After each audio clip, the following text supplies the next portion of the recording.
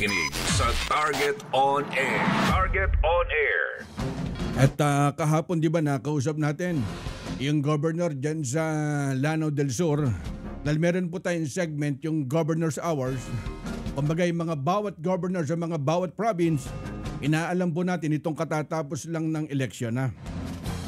Ito nasa linya ng ating komunikasyon si Congressman Khalid Dimaporo at Governor-elect. Kumbaga matagal na rin po natin ito nakakausap ha. Maayong adlaw, Governor-elect Congressman Khalid Dimaporo. Mayong adlaw, magandang hapon, Karex. Apo, at nako, salamat po sa pagunlak po sa tawag po namin. At kamusta po, Congressman, itong katatapos ng eleksyon dyan sa Lanao del Norte, Congressman? Okay naman. Kami naman sa lalawigan ng Lanao del Norte, ang tinatarget talaga namin is una, yung elections namin sa probinsya is as peaceful as possible. Apa. May mga hotspots tayo, mga red areas, at we're very happy to note na wala talaga nangyari. So, kontrarado talaga ng military at saka police at yung mga botante, everybody was able to vote. So we're very happy for that. Yan pinaka-importante para sa amin sa probinsya ng Lanao del Norte. It's a peaceful province. Yan ang gusto namin. Apo, at kayo po tumakbo at nanalo bilang governor po, Congressman. Yes, ito yung I'll be starting yung second round ko as governor. Nag-serve na ako as governor from 2007 to parang 2016. Apa. 3 terms. Apo, at ano inaasahan ng taga Lanao del Norte sa muling pagbalik po natin bilang governor? So as I assume office, itutuloy ko yung mga magandang programa ng predecessor ko, yung mami ko si Gov. Angging Quebranza Dimaporo. May mga bagong hospitals na tinayo niya, pero it's in the middle of construction, so kailangan matapos namin yung Balui Hospital at saka Kulambugan Hospital. Tapos may malaking rice mill na natanggap ng probinsya from the national government. So I think matatapos nila this year, so baka next year's budget pwede namin maandar para we can give yung mga services sa mga rice farmers namin sa Kapatagan Valley. Apo, at ang Lanao del Norte, kumbaga isa po sa dinarayo pagka-sektor po ng turismo pag-uusapan ng governor. Sa tourism, ang pinamaganda nangyayari sa region namin is itong Bangsamoro Autonomous Region. Apa. Dahil may peace agreement ang national government at saka MILF, tumahimik na yung area. So nakikita naman namin na maraming nagbibisita na yon sa lalawigan ng Lanao del Norte, especially na may bagong bridge na kami, yung Panguil Bay Bridge. Apa. So maraming nagpupunta sa Panguil Bay Bridge para maka-selfie, para mga picture. But at the same time also dumadaan sila sa mga tourism areas namin, yung Tinago Falls, yung mga beaches sa Bacolod, tapos yung beach rin namin sa Sultanaga Dimaporo sa kabila sa Iliana Bay. At ang kagandahan po ngayon, kumbaga ang Lanao del Norte, kumbaga dinadagsana ng mga local at foreign tourists. Kumbaga talagang hindi nakagaya nung araw pagka sinabing Mindanao, Lanao del Norte, naandun po yung takot pangamba po nila. Kumbaga malaki na po yung pagkakaiba ngayon na governor. That's true. At malaking impact talaga yung social media rin dahil maraming yung nagbibisita sa amin, especially yung mga taga Visayas o Luzon o Manila, na sinishare nila sa yung area namin na peaceful, tahimik, maganda, ibang lugar, some areas na baka nagsasawa na sila sa sa Boracay o yung mga ibang area. So they're looking for new spots, yung mga unexplored areas. So maraming nagbibisita sa amin na yon. Apo, at pagdating naman po doon sa farm to market road, kamusta po, Governor? Okay naman, may inventory kami sa mga barangay roads na kailangan namin i-konkreto. And I think if I'm not mistaken, sa first district is mga 80% na kami sa coastal area. Medyo mahirap lang kami sa interior area, pero hopefully in the next term matrabaho namin yan. Sa second district, sa coastal area, yung target ng kapatid ko, si Congresswoman Siti Amina Quebranza de Maporo, Apa. na makongkreto na namin lahat ng mga barangay roads ng Lalang Kapatagan. Yung interior naman, road access is the most important. So may ginagawa kami na interior circumferential highway. So basta mabukas namin yung mga municipalities, yung next from municipality to municipality muna. Tapos kung mabukas na yung munisipyo, konkreto na yung dalan, Apa. the next is barangay to barangay para maabot sila sa national highway. At kumbaga para mapabilis po yung sektor po ng ekonomiya dyan po sa Del Norte, Governor. Totoo yan, correct. And also what's important to note, yung farm to market roads, importante yung partnership ng congressman at saka governor. So dahil papasok ako sa Kapitolyo na yon as governor elect ng Lanao del Norte, swerte lang ako na yung mami ko nasa 1st district, yung kapatid ko si Amina nasa 2nd district. So pwede kami magtulong-tulong para makongkreto natin lahat ng mga barangay roads ng Lanao del Norte. Apo, at bakit po naging model of unity development ang Lanao del Norte sa Mindanao, Governor? Yung unity, yan ang backbone namin. That's the heart and soul ng Lanao del Norte. Hindi kami makadevelop sa province kung walang peace and unity ang mga Muslim at saka Kristiyano. So yan ang palaging ini-elaborate namin every election, na ang pinakauna para sa probinsya is unity between the Muslims and Christians. And itutuloy namin yung mga magandang programa ni Go Bangging, ng mother ko, when it comes to unity between the Muslims and Christians. One of those is the interfaith dialogue. We have a very active board member, si board member Grisel Matalines, and every year ini-invite niya yung Catholics, Protestant, Muslims, and different religions para so that we can show unity in the Mindanao Civic Center. May magandang programa sila and we will continue it. Apo, at kung ano naging reaksyon ng inyong mga kababayan, mga Muslim, na isa po kayo doon sa congressman na hindi po bumoto o kumbaga hindi po mirma laban doon sa impeachment kay BP Sara? Sa amin naman, when it comes to sa work dyan sa Congress, alam mo na yung mga congressman, sumusunod lang kami sa utos ni Speaker. Apa. Especially sa utos ng mga partido. So when I explain it sa mga leaders namin, sa mga mayors namin, kita sa mga tao, yung away ng taas, Marcos versus Duterte, ayaw namin magsusulong dyan. Basta kami dito sa baba, sa local, ang pinaka-importante, ano yung madala namin para sa probinsya. Yan ang target namin. So, as much as possible, iniiwas namin na yung politika ng taas. Dahil mahirap yan para sa amin dahil kami, Di Maporo, yung political origin ng pamilya Di Maporo was with si Marcos Sr., the late Ferdinand Marcos.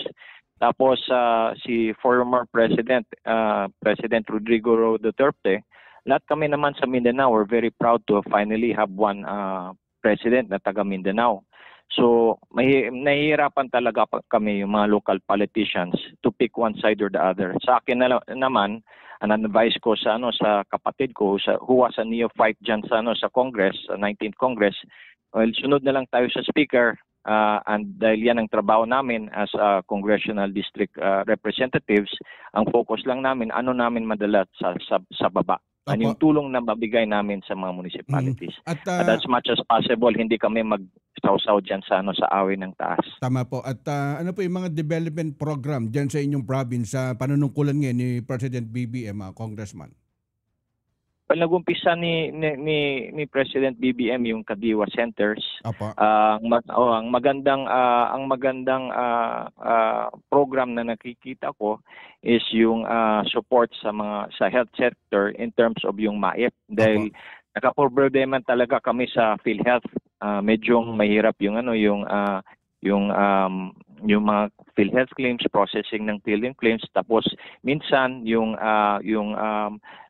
riniremit ng PhilHealth sa provincial yung mga case rates kulang na kulang. So nahihirapan ng mga LGUs to implement yung no balance billing. Dapat walang bayad yung mga tao kung papasok sila sa hospital ng gobyerno. Apa. So malaking tulong yung ginawa ni President BBM na pinupuno niya yung mga provincial hospitals with medical assistance programs. Yan ang MAIP, yung financial assistance para sa mga sino yung pumapasok sa mga hospitals namin. So hindi kami nahihirapan sa pagtakbo ng mga provincial hospitals. Yan ang pinaka-importante sa amin. Apa. And then yung second is yung rice modernization. So as I mentioned kanina, may bagong rice mill kami. And as of now, hindi pa operational, pero within the year, maging operational na yan under my time as governor. Ang target ko next year, yung drying ng mga palay, yung processing ng mga bigas, para sa mga farmers ng Kapatagan Valley, Lanao del Norte, walang bayad talaga, libre yan. So kung magbabayad sila in kind, parang for every 100 sacks of rice, may 10 sacks para sa Kapitolyo para mabigay namin sa mga tao. Apo, at kung ang taga Las Piñas City, nagpapasalamat sa inyo mga supporter po ni Senator-elect Camille Villar. Si Camille Villar. Nalipay kami sa bisita niya. We hope that she will visit again after ma-settle down siya diyan sa Senado. And yung pamilya nila have always been helping us sa lalawigan ng Lanao del Norte. Sa time ni Manny Villar, tinutulong niya yung mga ambulant vendors, yung mga sari-sari stores. Sa time ni actually up to now, si Cynthia Villar gave us yung mga agricultural programs katulad ng mga baka na dinisperse namin sa 4 na munisipyo at saka yung mga livelihood programs para sa mga kababaihan. No? So yan ang ginagawa ni Cynthia Villar para sa amin. I hope we can sit down with Camille after ma-settle down na siya sa Senado. And she can continue the work ng nanay niya at saka tatay niya. Apo, at Gob, habol ko lang. Anong sekreto, formula yung pamamalakad sa gobyerno na hindi matalo-talo ang Dimaporo sa Lanao del Norte? I don't really know yung sekreto, pero para sa aming pamilya, focus lang sa trabaho. Yan lang the words of wisdom para sa akin, yung motto ko is the words of wisdom is yung sinabi ng ating national champion si Manny Pacquiao. No, that's train hard, fight easy. So ganyan din para sa elections. Work hard, elect easy. Basta masipag tayo magtrabaho para sa katauhan, hindi kami mahihirapan sa eleksyon. Tama po. At pagka sinabing Dimaporo, kumbagay konserbisyo pag-uusapan, napakabilis po ng solusyon. At dahil may mga nakausap kami, taga-bayan po ng Nunungan at dito na po naninirahan, dito po sa Green Hills, San Juan, talagang malaki na naging development ng inyong probinsya dyan sa Lanao del Norte, Governor. Salamat.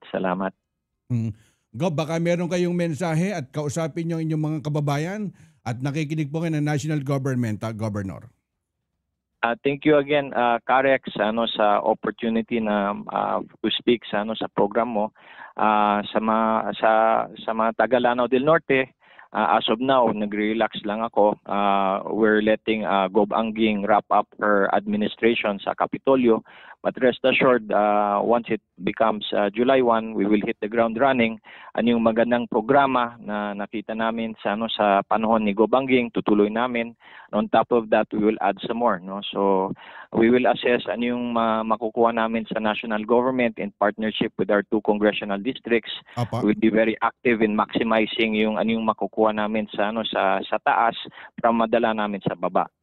Dyan sa lalawigan ng Lanao del Norte. And always very critical for us is yung peace process between the MILF and the GRP. We have the Bangsamoro elections coming up sa October. Sana lang it will be peaceful, it will be successful at matutuloy yung peace agreement between the MILF and GRP. That success of the peace agreement means the success for Lanao del Norte at yung buong region ng Mindanao. Gob, habol ko lang. Kamusta na dito sa bayan po ng Nunungan itong last election? Okay naman. Bumisita ako dyan dahil maraming reports na maraming rido diyan sa bayan ng Nunungan. So rido is yung blood feud. Nagpapatayan na yung dalawang pamilya, yung mga ganyan. So full force talaga yung military at saka PNP, mismo yung brigade commander pumunta sa opening of the voting. So 8 a.m. Mga 7 a.m. nandiyan na si General Abrina. Tapos ang PNP, si PD, umiikot siya talaga mga 11 to 12 sa height ng voting. May mga instances na muntik na nagsusuntukan yung mga tao, pero nakita nila yung police, especially si PD, kinausap niya yung dalawang grupo na dapat walang mangyari dito sa Nunungan, at nakalma na yung mga tao, nagboto sila tapos umuwi. Tapos ako rin umakyat ako diyan mga 1 PM at nakita ko yung situation sa Nunungan, generally peaceful naman. At nung araw kasi pagka sinabing bayan na Nunungan, talagang nalalagay lagi doon sa election hotspot. At sino po ba mayor ngayon? Si Mayor Marcos Mamay pa rin, Gob? Yes, si Mayor Marcos Mamay na nanalo. Actually, it's yung anak niya na yun ay yung mayor. Si Mayor Marcos Mamay na yun ay yung vice mayor. Dahil napakatagal na nag-iimbita sa amin dyan sa Lanao del Norte, hindi kami matuloy-tuloy ni Mayor Marcos Mamay, Governor.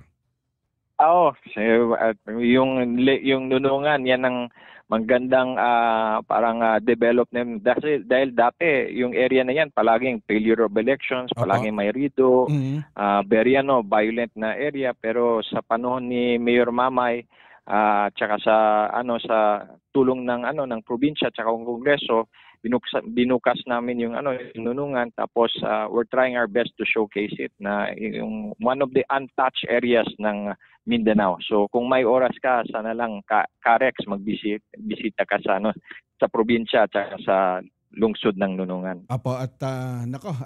Gusto nga rin namin makabisita diyan sa Lanao del Norte. Kumbaga para kami mismo in pronto maidokumento namin yung kaganapan sa inyong probinsya, Governor. We'll be very happy na kung may oras ka, Carex. I would like to personally invite you. Pero I cannot officially invite you hanggang July 1. After July 1, please do come. Salamat po sa pagkakataon na Governor-elect Congressman Muhammad Khalid Dimaporo. Salamat po sa oras. Salamat rin, Carex. Thank you. Alamin natin ngayon ang iba't ibang mga kaganapan at kagalingan ng iba't ibang mga gobernador sa kanilang lalawigan sa Kumusta, Governor?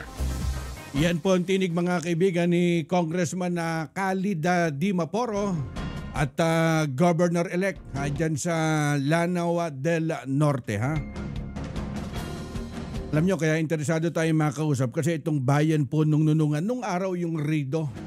Kaya nagka-interest kaming tuklasin yung kaganapan dyan sa Lanao del Norte. Ang kagandahan kumbaga yung mga local at mga foreign tourists talagang dinadagsa yung sektor ng turismo. Yan ang kailangan Kumbaga ma-promote mo Ano ba pwedeng ipagmalaki ng isang probinsya? Hindi yung puro negative po na papakinggan dito sa Manila. Kasi kung ako'y OFW na gusto kong bisitahin ng isang Lanao del Norte, Lanao del Sur, kung napapanood ko, puro bombahan dito, patayan dito, mataas ang krimen. Sino pupunta doon sa isang probinsya, di ba? Kaya napakalaking bagay yung sektor po ng turismo. Kaya itong programa nating Governor's Hour ay kumbaga inaalok natin sa mga bawat probinsya para makilala. Ano ba ginagawa ni Governor? Ano ba ginagawa ng tourism officer? Di ba? Para kumbaga malaman ni Juan de la Cruz, maging yung mga OFW, ganito na pala kaganda ang province ng Lanao del Norte. Kayo'y nakikinig sa Target on Air. Target on